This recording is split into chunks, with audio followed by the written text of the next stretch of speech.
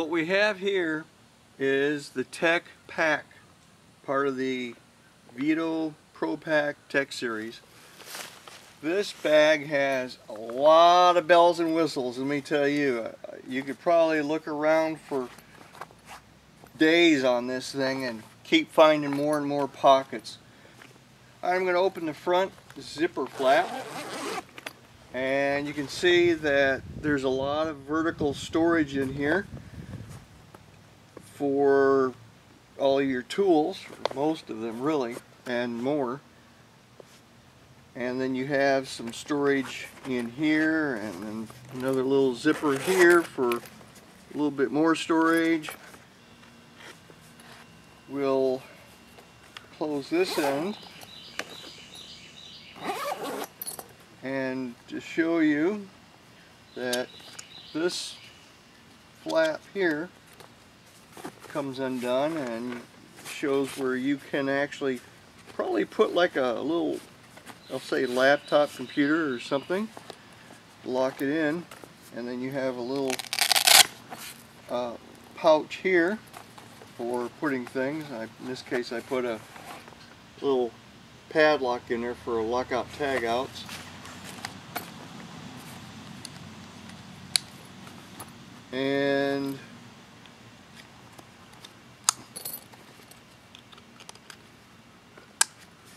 And then we have a little zipper pouch right here for things. Turn it to the side, and you can see where there's more small little pouches for feeler gauges, or maybe the long screw bits or things like that. And on the back side you have your backpack straps, your shoulder straps, and not to mention that here you have a way of opening the back and right here, and you can see where you have more vertical storage for more items. I just kind of threw this little rag in there because you never know when you need a rag. And then you have right here some more zipper, zippered storage, a little pouch in here. Who knows what you put in there. Close this end up. And by the way, when I put this backpack on, I didn't feel any pressure up against my back with this fan blade puller, because there's plenty of padding right here to prevent you from having any of your tools gouge your back when you are carrying this on your back. And I turn it to the side, and you of course have the usual tape measuring clip that you have on just about all of VETO Pro Pac's gear. And of course here you have the other side for like a shoulder strap, if that's the way you want to carry it.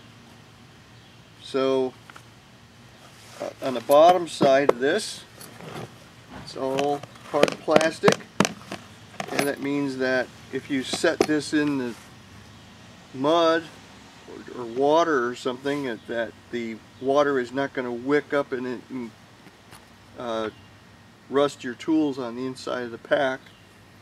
That is an extremely important item. The handle is extremely durable.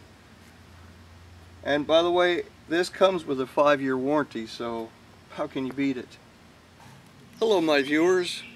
I just want to talk to you about an experience I've recently had. You know, they say that you learn something every single day, especially in the HVAC trade, and that holds true. every single day that I go to work. Well, I've been working on an air conditioning system. It's a rooftop package unit. I'm not going to give you any brand names. I just find it to be in poor taste. But it's generally well built and everything. That's not a real problem. It's an old machine that I have to continuously throw new parts at, and this time it has been an unbelievable, unprecedented experience for me. First of all, it started out with where the second stage compressor, which is a 10-ton scroll, decided that it wanted to lock up and the windings went to ground. So, okay, no problem. I went ahead and ordered a new compressor, blocked out the second stage so that only the first stage would run, and just to keep the building from heating up too much.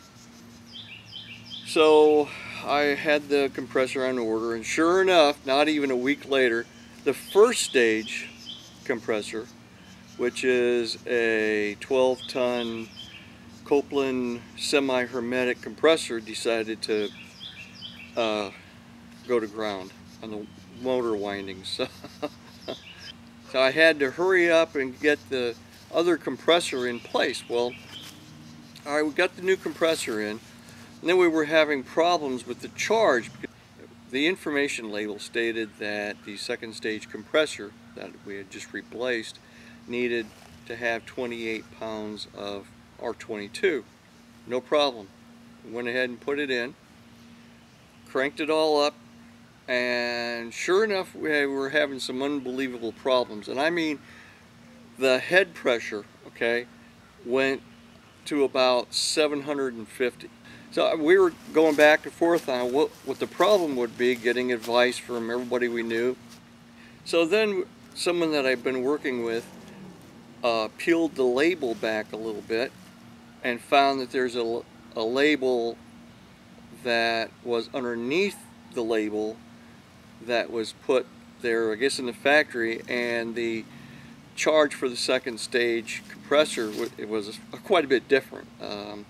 It stated it needed 15 pounds and not 28 pounds. So, alright, we went ahead and recovered the gas, weighed in the amount of gas to 15 pounds, and guess what? It ran great.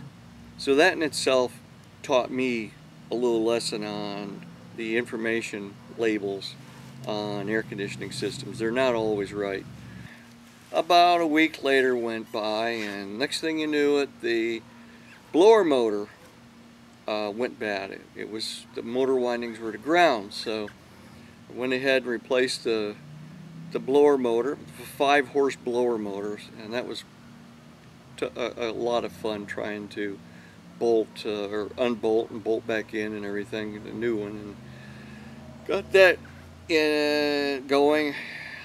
Then we went ahead and energized the system to hopefully get it going again, and something else was completely to ground. It turned out that the heat kit had problems as well. So I went ahead and disconnected the heat kits, and there it went, and then it ran great. Now here we are at this point now, and I still have to replace the first stage compressor. Now I'm just hoping that the system's going to run okay, or at least good enough, until I can get around to replacing the first stage compressor. Okay, so you may be wondering, so why did the compressors and the blower motor and everything fail on that big package unit? I mean, you know, it just all happened within a span of a couple of weeks' time. We found that the main breaker in the breaker panel had a problem as well. It was a 3-phase 460 volt breaker. 100 amp, I believe it is, if I remember right.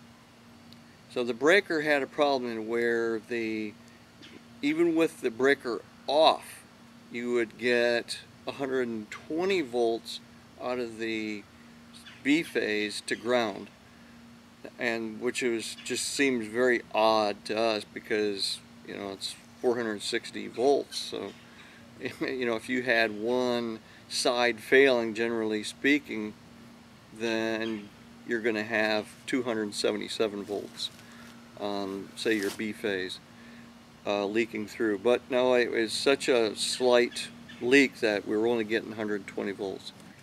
Now I'm just wondering if maybe the breaker has a problem where that B phase isn't going to hold up to the load of the air conditioning system and constantly wreak havoc on the equipment. So I just thought I'd pitch that out to you and see what you thought. Thank you very much.